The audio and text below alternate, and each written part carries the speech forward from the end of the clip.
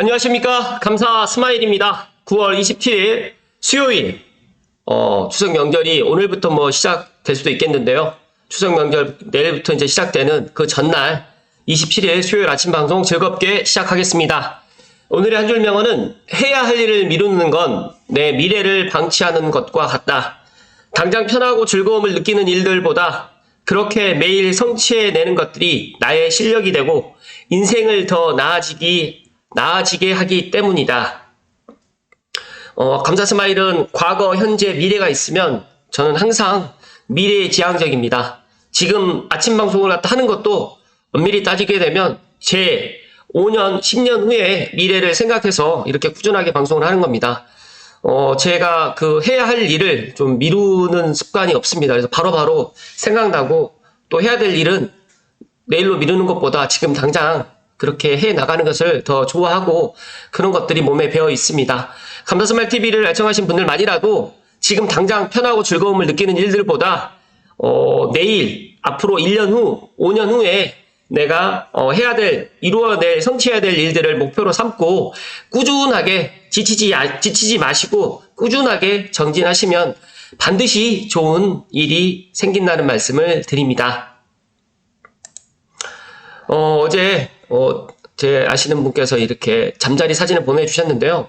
잠자리가 두 마리가 나란히 앉아있는데 파란 가을 하늘, 그리고 이제 아침 저녁으로 정말 가을을 느낄 수 있는 온도차가 낮 기온과 아침 기온이 상당히 찬데 개인 건강관리 환절기에 잘 하셨으면 좋겠습니다. 제 찐팬분께서 매일 아침마다 보내주시는데 새벽 공기가 어제와 또 다른 아침입니다. 환절기 감기 조심하세요. 우리는 오늘을 사는 삶의 주인공입니다. 늘 건강하시고 행복하세요. 라고 이렇게 보내주셨는데 방송을 빌어서 다시 한번 감사드리고요. 가을 아침은 다른 봄, 여름, 겨울 아침보다 확실히 좀 좋은 것 같습니다. 그리고 이제 내일부터 추석 명절이 있을 건데요. 감사 스마일은 28, 29, 30, 10월 1일까지 추석 명절 잘 보낼 거고요. 재충전해서 10월 2일 날 아침에 방송을 갖다가 드릴 수 있도록 하겠습니다. 아침 방송은 10월 2일 날 할 거고요. 중간중간에 제가 쇼츠로 해서 인사드릴 수 있도록 하겠습니다.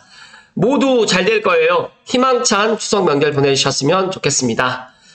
개인적으로 감사 스마일이 꽃감을 좋아하는데 이번 추석 명절도 꽃감이랑 전이랑 막걸리랑 많이 먹고 좀 천고마비처럼 좀 살을 좀 찌울 수 있도록 하겠습니다.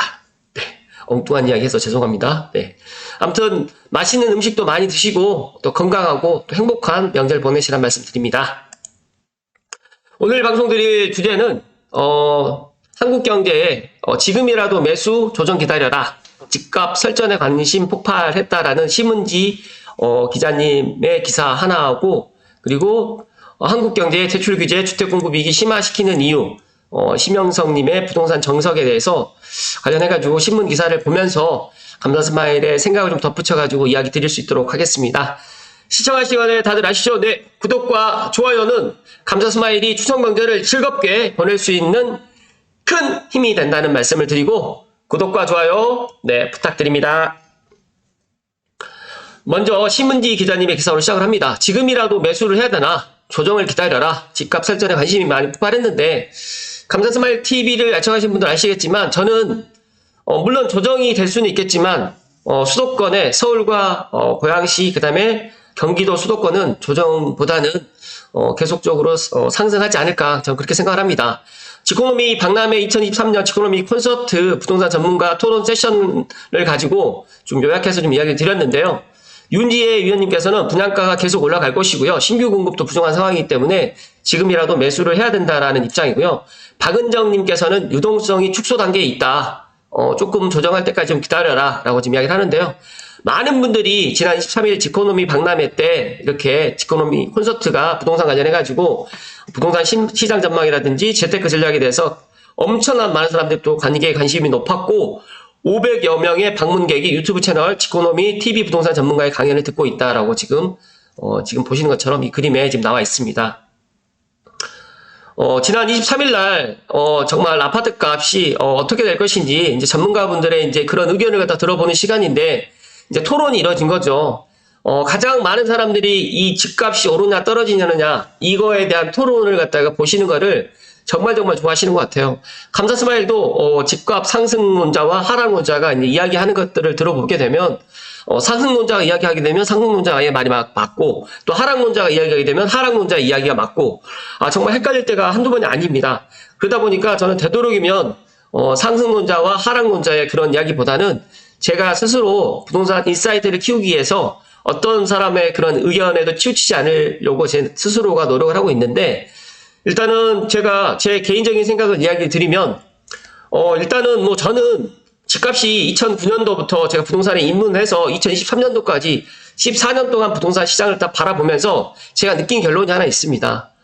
집값이 뭐 지금 당장 뭐 내년에도 떨어질 수가 있고 내후년에도 떨어질 수가 있는데, 결국적으로는 우상향을 합니다. 근데 제가 이 우상향을 갖다가 언제까지 할지는 모르겠지만, 저는 조심스럽게 빠르면 2028년, 늦어도 2030년 정도까지는 계속 우상향을 할 것이고요. 일기 신도시 특별법이 만약 통과가 돼서 서울이라든지 일기 신도시에 있는 재건축이 가시화된다라고 하면 한꺼번에 이제 주택 공급이 제가 주택 200만 호의 뭐 역습이라고 제가 어제도 이야기 드렸던 것처럼 그런 역습이 온다라고 가정하게 되면 수도권에 있는 집값도 2030년이 넘어가게 되면 또 하락의 그런 시장의 그런 하락의 그런 곡선을 갖다가 그리지 않을까, 그렇게 전망을 합니다. 그렇다고 하면 2023년 하반기부터 4년, 5년, 6년, 7년까지는 저는 수도권, 특히 서울과 경기도 고양시는 계속적으로 우상향을 할 것이다 라는 말씀을 제 이야기를 좀 드리고요. 일단은 첫 세션에서 이제 집값 반등하나 재하락하나를 주제로 팽팽한 설전이 이어졌는데, 집값 상승세를 예상했던 윤지혜 연구원님께서는 지난 3월 9억 원이던 서울 아파트 분양가가 최근 11억 5천까지 뛰었는데도 청약 경쟁률이 100대 1을 넘는다. 그러니까 새 아파트 가격이 오르는 가운데 기존 아파트 값이 떨어지는 것은 불가능하다고 지적을 했고요. 주요 근거로 이제 주택 공급량을 내세웠습니다. 감사 스마일도 주택 공급량이 뭐 앞으로도 계속적으로 많이 있다라고 하면 이제 주택 가격이 하락할 것이라고 생각을 하겠지만, 저도 윤지혜 의원님처럼 주택 공급량이 수도권과 서울이 상당히 많이 부족합니다. 그렇기 때문에 신혼부부라든지 앞으로 주택이 멸실된 주택보다 새로 지금 지어지는 주택이 더 적기 때문에 이런 것들은 주택시장, 특히 서울 수도권의 주택시장에 있어서 부동산 가격을 갖다 상승하게 할 수 있는 그런 요인이다라는 말씀 좀 드리고요. 주택 착공 물량이 10만 2,299가구로 1년 전에 비해서 54.1%가 급감했습니다. 그래서 지금의 한국의 자가주택 보유 비중이 2021년 기준으로 경제협력개발기구인 OECD 회원국 중에 바닥권이고, 신규 공급 부족으로 아파트값이 계속적으로 상승할 것이라고 주장을 했고, 지금이 주택 매수의 적기라는 조언도 내놨습니다. 나올 수 있는 매물은 다 나왔다, 연내 의사결정을 하는 게 맞다라고 지금 이야기를 하고 있고요. 반대로 이제 박은정 이사님 같은 경우에는 주택 매수 희망자가 많다는 유효 수요 방방론을 펼쳤습니다. 많은 사람이 부동산 시장에 참가할 수 있었던 건 돈을 너무 쉽게 빌려줬기 때문에 지금은 가계부채 문제 등으로 인해서 유동성 축소 단계로 가고 있다라고 또 진단을 했습니다. 제가 뒤에서도 이야기 드리겠지만 이제 유동성을 갖다가 지금 한국은행에서 좀 줄이려고 지금 생각을 하고 있고, 가계부채 문제로 인해 가지고 이제 특례보금자리론 일반형 같은 경우에도 지금 27일 기준, 오늘 기준으로 해서 이제 폐지를 갖다 하기 때문에 이런 부분에 있어서는 좀 유동성을 갖다 줄여 나가는 거는 이 의견도 맞다라고 저는 생각을 합니다. 다주택자가 가진 기존 아파트도 공급 물량에 포함돼야 된다고 이야기를 좀 하고 있고요.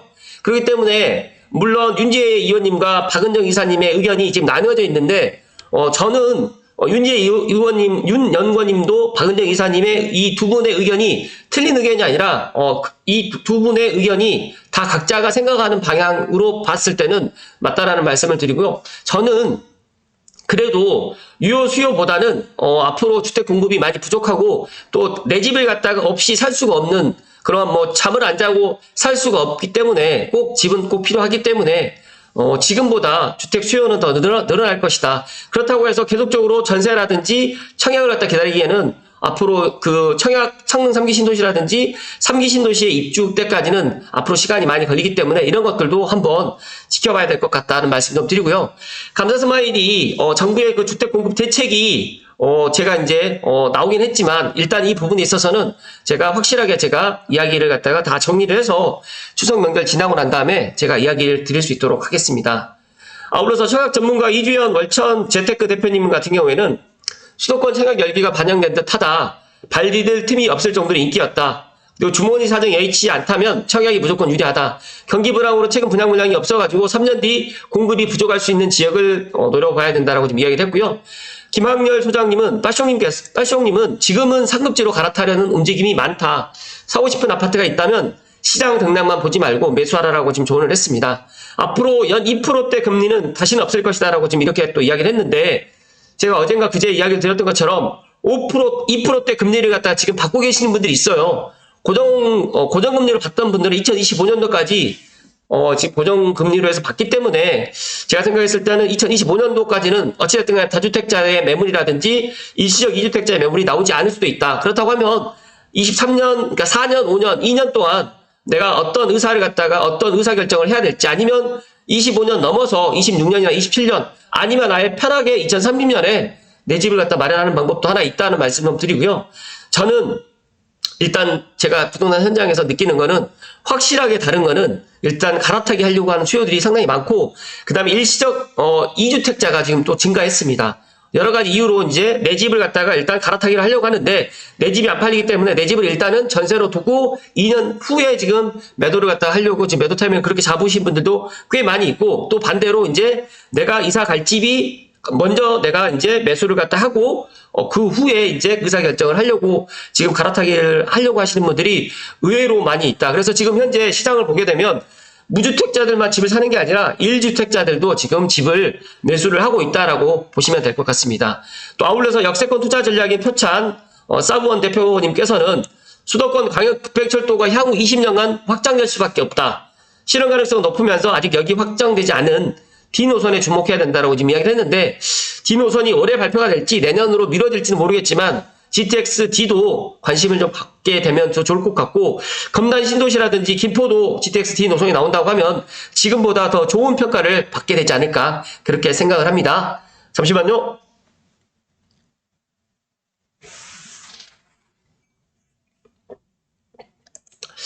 이어서 대출 규제 주택 공급 위기 심화시키는 이유 심영성님의 한경닷컴 더 머니스트 기사를 좀 간단히 살펴드리겠습니다. 주택 수요자들이 갑자기 혼란스럽다. 내 집 마련에 나서라면서 대출 규제를 완화한 정부에서 다시 대출을 조이고 있기 때문이다. 앞에서도 이야기 드렸던 박은정 이사님께서 이제 유동성을 갖다 축소한다. 대출을 줄이고 있다. 이러기 때문에 이제 수요가 아무래도 이제 늘지는 않을 것이다라고 지금 그렇기 때문에 이제 주택 가격이 하락할 것이다라고 전망을 하는데 일단 저는 하락보다는 보합이 되지 않을까. 그 다음에 정말 급급매나 급매 위주로 이제 시장에서, 말 그대로 시장에 거래가 되지 않을까. 그렇게 생각을 하는데, 일단 DSR 규제를 위하는 대출이 급격히 늘어나고 있고, 또 가계부채가 잔액 기준으로 사상 최대치를 경신하자 대출부터 손을 보고 있다. 그러다 보니까 이 규제로 인해가지고, 이제 올 하반기 추석 지나고 난 다음에 이런 주택 시장이 어떻게 또 돌아갈지는 한번 지켜봐야 될 부분이고요. 제가 오늘 드리고 싶은 이야기는, 경제 상황에 따라서 이제 정책이 바뀔 수는 있지만 관련 제도가 시작된 지 1년도 되지 않은 이 시점에서 이렇게 정책을 변경하게 된다고 하면 지금 내 집 마련을 갖다 하려고 고민하셨고 이제 의사결정을 마쳤던 분들께 어떻게 보면 날벼락 같은 소식이다라는 말씀 좀 드리고 제 주변에도 이제 특례보금자리로 이용해서 많이 집을 매수하셨던 분들이 있는데 그분들은 어떻게 보면 7월이나 6월 달에 이렇게 특례보금자리를 이용해서 매수하셨던 분들, 뭐 지난달에도 매수하셨던 분들께는 저는 박수를 보내는 바이고 지금이라도 이제 이런 것들을 만약 안 된다라고 하면 다른 주택담보대출을 이용해서라도 저는 지금이라도 주택을 갖다 매수를 뭐 특히 무주택자분들은 1주택자라든지 무주택자분들은 일단 내 집 마련을 갖다 하실 것을 저는 이야기 좀 더 드립니다.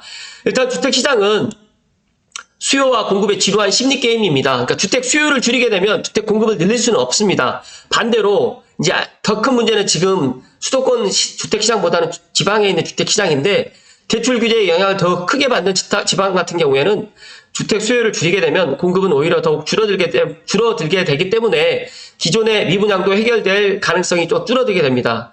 한번 무너진 주택 심리를 다시 살리는 건 정말 쉽지 않고 사업 단계별로 다시 주택 사업을 시작할 수 있다고 생각한다면 오산이다. 그렇기 때문에 지금 정부의 주택 공급 대책이 제가 실은 정부의 주택 공급 대책을 보지 않고 제가 지금 오늘 이야기를 드리는 건데 일단 정부의 주택 공급이 나온다고 하더라도 저는 크게 시장에 영향을 주진 않을 것이다 라고 저는 그렇게 생각을 하는데 일단은 제가 주택 공급이 나오게 되면 그 부분에 있어서 더 꼼꼼하게 한번 보고 다시 추석 명절 이후에 이야기 드릴 수 있도록 하겠습니다. 고금리와 주택가격 상승에도 불구하고 다시 뜨거워지는 미국의 주택시장에 주목할 필요가 있다. 주택 수요가 탄탄하니까 신규 주택 공급을 하려는 주택 사업자들이 앞다투어 나서는 중인데 미 상무부가 지금 발표한 월간 주택 건설 현황 자료에 따르게 되면 미국 같은 경우에도 7월 주택 착공 건수가 전월보다 3.9% 증가했다라고 합니다. 근데 지금 미국도 지금 고금리라든지 주택 가격이 상승하고 있거든요. 그러니까 고금리라든지 공급도 하고 있는데 주택 가격이 상승한다는 게 조금 안 맞잖아요. 지금 우리나라 지금 부동산 시장하고 지금 미국 부동산 시장하고 좀 다르게 지금 되어 있는데 지금 어떻게 보면 미국의 주택 시장도 지금 주목할 필요가 있다. 그러니까 미국의 주택 시장을 갖다 우리나라에서도 벤치마킹을 해야 될 부분이 있는데 정부에서는 지금 주택을 공급하려는 어떤 시그널을 보내지 않기 때문에 엄밀히 따지게 되면 시장에서 알아서 너네들 알아서 해라 라고 지금 이야기하는 것 같아요.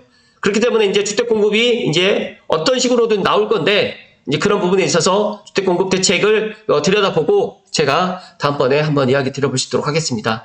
주택 공급은 시장이 만드는 것이 정부가 만드는 것은 아닙니다. 여기서 이제 핵심이 나오는데요. 급조된 문재인 정부의 주택 공급 계획을 점검도 하지 않고 그대로 지금 윤석열 정부에서 승계를 했어요. 270만 호 공급 계획은 달성될 가능성이 크지 않다. 1000가구의 대단지를 개발해야 하지만 주택 수요가 만족하는 우리나라의 경우에는 하루아침에 뚝딱 공급 계획을 만들 수가 없고 빵처럼 밤새워 이렇게 주택 공급을 할 수가 없습니다. 그래서 문재인 정부부터 쌓여온 주택 공급 부족 문제를 해결하기 위해서는 공급 계획도 중요하지만 주택 수요를 훼손해서는 안 된다. 그래서 지금 주택시장이 화랑이라고 착각하는 판단착오는 겨우 반등한 주택시장을 다시 2022년으로 돌려놓을 수도 있음을 명심했으면 한다라고 심영석 무대빵 연구소 소장님께서 이렇게 이야기를 해주셨습니다. 다시 한번 방송을 빌어서 감사의 말씀을 드리고요. 저는 앞서서 이야기 드렸던 물론 제가 주택가격 우상향을 갖다가 한다라고 저는 이야기 드리지만 저 스스로는 물가 상승률보다 높게 가격이 올라가는 것은 반대하는 입장입니다. 그러나 중요한 거는 제가 2009년도부터 지금 주택시장을 갖다 쭉 바라보면서 결국에는 주택가격이 2009년보다 2배 이상이 상승을 했고요. 2020년도, 2021년보다 가격이 2021년이나 2022년 초보다는 가격이 내려갔다고 하지만 전고점을 갖다 또 회복하려고 지금 올라가고 있다. 그런 상황에서 지금 주택 수요의 그런 것들을 갖다가 억누르기 위해서 주택 수요를 갖다가 줄이기 위해서 지금 가계대출을 갖다가 지금 어떻게 보면 규제를 갖다 하다 보니까 이제 이렇게 되면 이제 반대로 주택 공급을 갖다가 할 수 없는 이런 시장의 그런 모습들이 또 나오지 않을 것인가 이렇게 걱정을 갖다 지금 하시는 그 심영성님의 지금 칼럼이다라고 보시면 될 것 같습니다. 조금 안타깝고요. 저는 물론 정부에서 개입을 해가지고 부동산 시장을 갖다가 일단 규제를 하고 예를 들어서 활성화를 시켜주고 하는 것들은 물론 정부 입장에서는 그렇게 해야 된다고 저는 생각을 하지만 너무 과도하게 관여를 갖다 하는 거는 시장을 갖다 또 왜곡하게 되고 또 훼손을 하게 됩니다. 그러다 보니까 더 크게 또 상승을 하게 되고 또 그거를 잘 모르는 서민들이나 중산층에게 더 큰 피해로 되돌아온다라는 말씀을 오늘 마지막으로 좀 드립니다. 잠시만요.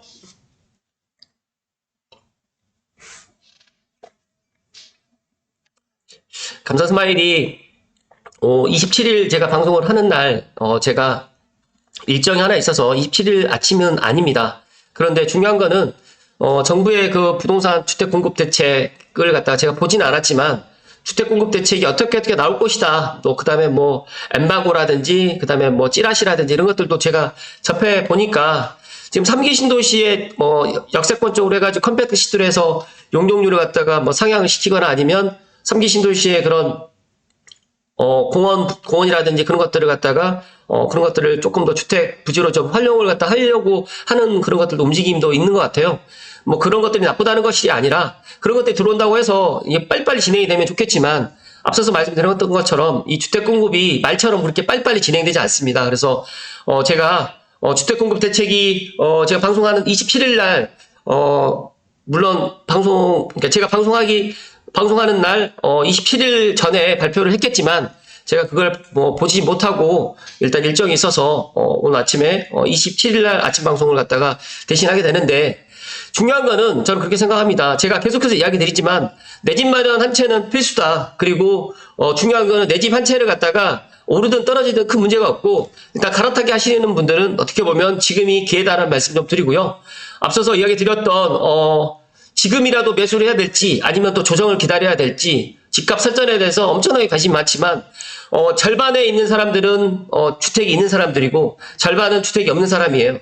그런데 무주택자분들에게 제가 좀 쓴소리를 이야기한다고 하면 절대 집값은 내려가지 않습니다. 물론 전체적으로 봤을 때 끝내는 우상향을 하게 되어 있고 뭐 중간중간에 오르락 내리락 할 수는 있습니다. 그렇다고 하면 내려갈 때 집을 산다는 거는 더더욱 힘들다. 그렇기 때문에 지금처럼 내려갔다가 반등할 때 어떻게 보면 지금이라도 매수를 하는 게 저는 맞다라는 말씀 좀 드리고요.